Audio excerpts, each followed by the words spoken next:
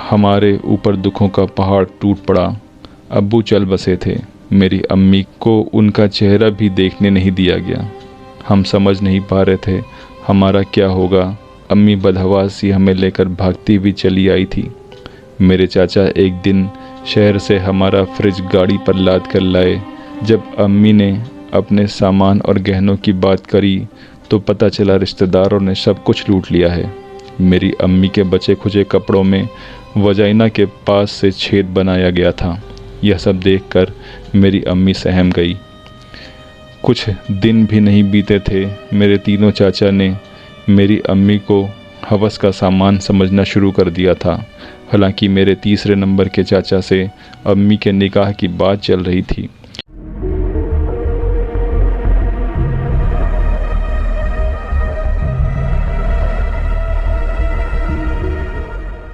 ये कहानी शुरू होती है सन 1977 की गर्मियों से। हिंदू घराने में पलने बढ़ने वाली मेरी माँ 8वीं तक की पढ़ाई करने के बाद 2 साल से घर में बैठी थी और हमारे नाना उनके लिए अच्छे रिश्ते की तलाश में थे।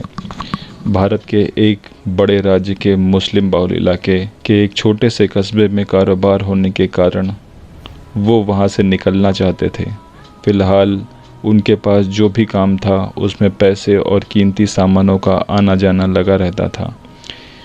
मेरी अम्मी को ज़्यादा बाहर आने जाने की इजाज़त नहीं थी, लेकिन उम्र का तकाजा ऐसा था कि मेरी मम्मी ने क्रोशिया बुनाई का काम सीखने का फ़ैसला किया। क्रोशिया बुनाई और कढ़ाई जैसे बारीक काम सीखने के दौरान वो जिन खाला के यहाँ जाती थीं, वहीं पर मेरे अब्बू बुनाई की सप्लाई उठाने आते थे। कुछ मुलाकातों ने प्यार की शक्ल ले ली। मेरी अम्मी के पास भागकर शादी करने के सिवा कोई रास्ता न था, जबकि मेरे अब्बू के घर में जैसे कुछ ज़्यादा ही खुशियाँ आ गई थीं। अब्बू के घर वाले सबके शब्द दुल्हन को हाथों हाथ लेने लगे थे। मेरी अम्मी का नाम बदल दिया गया था। 1979 की गर्मियों में मैं पैदा हुआ। मेरा भी मुस्लिम नाम रखा गया। दावत हुई। लाइफ बहुत खुशहाल थी। मेरे अब्बू ख़ानदानी थे और अच्छा खासा पैसा कमा रहे थे।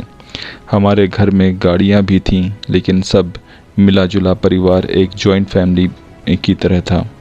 उधर मेरे नाना बहुत दुखी थे। एक बार भी मेरी अम्मी से मिलने की कोशिश नहीं की। सुना है मेरी अम्मी के इस कदम से मेरी दूसरी मौसियों की ज़िंदगी तबाही के कगार पर थी, लेकिन मेरे नाना के पास इतना पैसा था कि सबकी शादी कर दी गई। सच पूछो मुझे तो अब पता भी नहीं कि मेरी मौसी कौन है, किस हाल में है। मैंने उन्हें कभी देखा भी नहीं है। मेरे नाना की दौलत के वारिस वही लोग थे। नाना 5 साल के अंदर ही चल बसे। 1983 में मेरी बहन पैदा हुई और इसी दौरान मेरा खतना भी करवाया गया। मेरे अब्बू ने अपना घर अपने परिवार वालों को दे रखा था।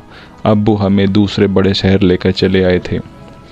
अब वो कालीन का नया काम करते थे। सब कुछ बहुत बेहतर चल रहा था, लेकिन नमाज रोज़े तक तो ठीक था। लेकिन बकरीद में दादा के पास हमें स्पेशल रूप से बुलाया जाता था। मेरी अम्मी के लिए वो माहौल बहुत टेंशन वाला रहता था। मैं शायद 5 साढ़े 5 बरस का रहा होऊंगा। बकरा या मुर्गा हलाल कराने की बात चल रही थी।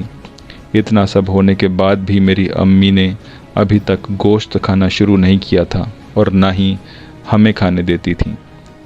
उस बकरीद पर बहुत ज़बरदस्त बहसबाजी चल रही थी। मेरे चाचा दादा और मौलाना के दबाव में मेरे अब्बू ने मेरी अम्मी को गोश्त खाने के लिए मजबूर किया। अम्मी के लिए किए गए हर फैसले पर मौलवी का दखल ज़रूर होता था। अब्बू इन्हीं सब बातों से हमें और अम्मी को दूर रखना चाहते थे। अब तक अम्मी पर बेफजूल के प्रेशर बनने शुरू हो चुके थे। मेरे अब्बू से कहा जा रहा था दूसरा निकाह करो, तलाक दो। अब्बू दुनिया भर में घूमते थे, अच्छे बुरे लोगों से उनका रास्ता था। वो अच्छा कमाते थे, बेहतर लोगों के बीच रहते थे, मौलाना की हरकतों से वाकिफ़ थे। शायद इसीलिए उन्होंने मेरी अम्मी को कभी कुरान पढ़ने की ज़बरदस्ती नहीं की और न ही अम्मी ने हमें मजबूर किया कि हम कुरान पढ़ें। दिसंबर 1984 की बात है। इंदिरा गांधी का इंतकाल हो चुका था। मैं भी 5.5 का या 6 का हो गया था, ऐसा हमें बताया गया। पैसे के लेन देन में मेरे पापा को उन्हीं के पार्टनर्स ने गोली मार दी। हमें हमारे दादा के घर बुलाया गया। हमारे ऊपर दुखों का पहाड़ टूट पड़ा। अब्बू चल बसे थे। मेरी अम्मी को उनका चेहरा भी देखने नहीं दिया गया। हम समझ नहीं पा रहे थे हमारा क्या होगा। अम्मी बदहवास सी हमें लेकर भागती हुई चली आई थी। सारा सामान शहर में ही छोड़कर आना पड़ा था।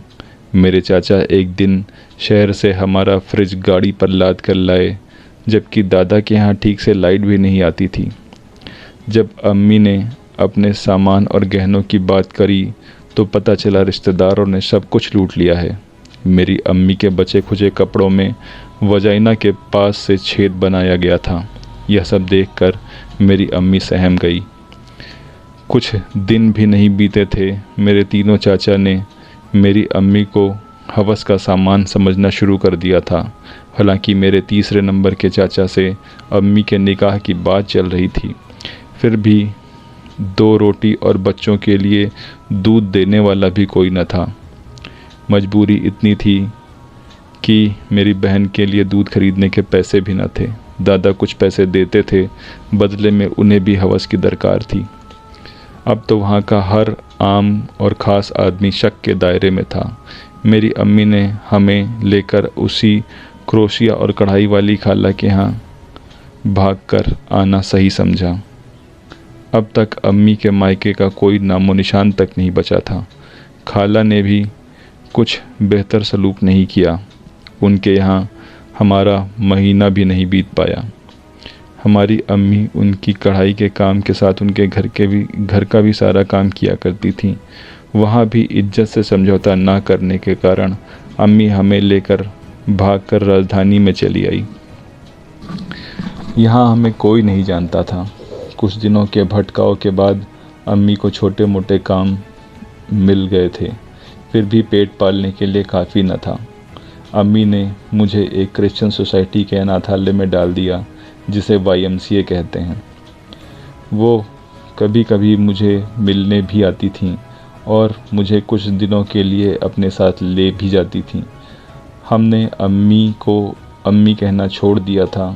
अब हम उन्हें अम्मा बुलाते थे। उन्होंने मेरा इस्लामिक नाम भी बदल दिया। हम अपनी इस्लामिक आइडेंटिटी से बिल्कुल अलग हो चुके थे। अम्मी घरों में काम करती थी। राजशाही में पलने के बाद आज वो इस हाल में थी। इतना दुख मैं उस छोटी उम्र में भी समझ सकता था। मेरी बहन बड़ी हो रही थी।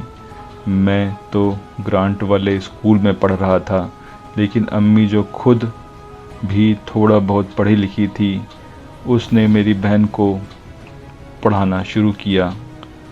उसका एडमिशन अच्छे स्कूल में किया। ये सब आज मैं लिख रहा हूँ, लेकिन उस समय ये सब सहना आसान नहीं था। मैं जानता हूँ, जब मैं 13 साल का था और मैं 6ठी क्लास में था, मेरी अम्मी जो खुद 33-34 की रही होगी, शादी करना चाहती थी, लेकिन हिम्मत ना जुटा पाई। मैं इतने बुरे दौर से गुजरा था कि अम्मी को शादी वाली बात से मुझे कोई फ़र्क नहीं पड़ रहा था। मैं आज तक न समझ पाया जिनसे वो शादी करना चाहती थी, उनका संबंध जो मेरी अम्मी से था, उसे जायज़ कहूँ या नाजायज़ संबंध कहूँ। अम्मी दुनिया को दिखाने के लिए एक पार्लर चलाती थी। सच पूछो तो मेरे बाप के प्यार की एक झूठी दिलासा जयेश अंकल में दिखती थी। हमारे खर्चे भी वही उठाया करते थे। हालांकि अब मैं जिस दौर की बात कर रहा हूँ, उनकी एक फैमिली भी थी, लेकिन फिर भी उनका आना हमें खुशियाँ देता था। मैं 18 का हो चला था। इंटर का एग्ज़ाम होने वाला था। मेरी बहन शहर के सबसे अच्छे स्कूल में पढ़ती थी और पढ़ाई में तेज़ भी थी। मैं भी पार्लर का काम देखने लगा था। कमाई अच्छी थी। जयेश अंकल ने भी आना बंद कर दिया था। जयेश नाम केवल हम 3 लोग लेते थे। मेरी अम्मा ने ही उनको ये नाम दिया था। जब जयेश अंकल ने आना बंद कर दिया, तब हमने तसल्ली कर ली कि हो सकता है अपने परिवार के साथ खुश हों, लेकिन किस्मत अपनी चाल चलना नहीं छोड़ती। जयेश अंकल इस दुनिया में नहीं रहे। मेरी माँ का मानसिक संतुलन जाता रहा। मैं इंटर का एग्ज़ाम न दे सका। अम्मा को जो मानसिक अटैक आया उसने आगे चलकर अल्जाइमर का रूप ले लिया। अब तक दुनियावी तौर पर हमारी भाषा शैली भी बदल चुकी थी। अम्मा को मम्मी कहना शुरू कर दिया गया था। अल्जाइमर के कारण वो अपना नाम तक भूलने लगी थीं। 24 घंटे उनके पास कोई न कोई चाहिए था। मैंने और बहन ने अपने घंटे बांट लिए थे। पार्लर बंद होने की कगार पर था। उस समय एसी का नया काम सीखने का मौका मिला। कूलिंग और सर्विसिंग में हाथ आजमाया, जो सफल साबित हुआ। मेरी बहन ने 23 की उम्र में एनएसबी से बैंकिंग की तैयारी शुरू करी और बैंक में नौकरी पा गई। मेरे चाचा को न जाने हमारी खबर कुछ साल पहले लग गई। वो हमसे मिलने आए थे, माफ़ी भी मांग रहे थे। मौलवी भी आया था, हमसे बहुत प्यार दिखा रहे थे। उनका सारा फोकस हमें इस्लाम में वापस ले जाने का था। हमारे सारे डॉक्यूमेंट में फादर्स नेम में कहीं भी मेरे अब्बू का नाम नहीं लिखा है। आप इसे चाहे डर समझ लें या इस कौम की मुनाफिकत और नफ़रत। उनकी गनीमत बस इतनी रही कि वो मेरे हाथ से पिटे नहीं। हमने घर बदल दिया, अब अच्छे और बेहतर घर में रहते हैं। मेरी बहन की शादी एक अच्छे हिंदू परिवार में हो चुकी है और वो खुशहाल जीवन जी रही है। मम्मी कभी कभी उनके शहर जाती हैं। बेहतर इलाज से अभी वो ठीक हैं, लेकिन डर लगा रहता है, ना जाने कब घर से बाहर निकल जाएं और रास्ता भूल जाएं। एक डर और भी रहता है, मेरे बहनोई और उनके परिवार को हमारी सच्चाई पता ना चल जाए। इसलिए मैं खुद को या मेरी आवाज़ को जाहिर नहीं करना चाहता। मेरा एक दोस्त है, जब मैं 9 साल का था तब से मेरे सारे सुख दुख का हमराज वही है। मेरी इस कहानी को आप तक पहुंचाने में उसी की आवाज़ और उसी के अच्छे लेख का सहारा ले रहा हूं। पैदा इस्लाम में हुआ, पला बढ़ा ईसाइयों के बीच, दोस्त बने हिंदू, लेकिन इन मुनाफिक मुल्लों के अलावा कभी किसी ने अपने कौम, धर्म या मजहब की दावत मुझे नहीं दी। और सच पूछो, दुखों को सहने के लिए अच्छे मित्र दिए, परिवार दिया, कभी किसी मजहब की ज़रूरत महसूस ही नहीं हुई। मैं 42 का होने वाला हूँ, लेकिन अतीत की यादों से पीछा नहीं छूटता। कुछ सवाल आपके लिए छोड़कर जाता हूँ। हमारी कहानी में गलत कौन है? क्या हिंदू लड़कियों को हमारी कहानी से सीख लेने की ज़रूरत है? मैं अगर सदमे से अब तक नहीं उबर पाया हूँ और एक सामान्य ज़िंदगी नहीं जी पा रहा हूँ, तो इसमें दोषी कौन है? मैं एक क्रिश्चियन सिंगल मदर से शादी करना चाहता हूँ और वो कहती है पहले मैं ईसाई बनूँ। इस पर आपकी क्या राय है? इन सब से ऊपर, क्या मुझे इस्लाम की मुनाफिकत से बदला लेना चाहिए? फ़िलहाल अब मेरा दोस्त और उसके बच्चे भी मेरे बेस्ट फ्रेंड हैं। मेरी अम्मा को शुगर बीपी की शिकायत रहती है, लेकिन फिर भी वो मुझे अच्छा इंसान बने रहने की हिदायत देना नहीं भूलती। आज मुझे मौलाना का दिया हुआ पहला नाम अब्दुल राशिद के नाम से आप जान सकते हैं, जिसे अब मेरी अम्मा भी भूल चुकी है। और जो मुझे सबसे पहले कहना चाहिए वो मैं बाद में कह रहा हूँ। ज़फ़र हेरिटिक भाई का बहुत बहुत शुक्रिया। उन्होंने ही मुझे अपनी बात रख पाने के लिए हिम्मत, हौसला और ज़रिया दिया। आपका भी बहुत बहुत धन्यवाद।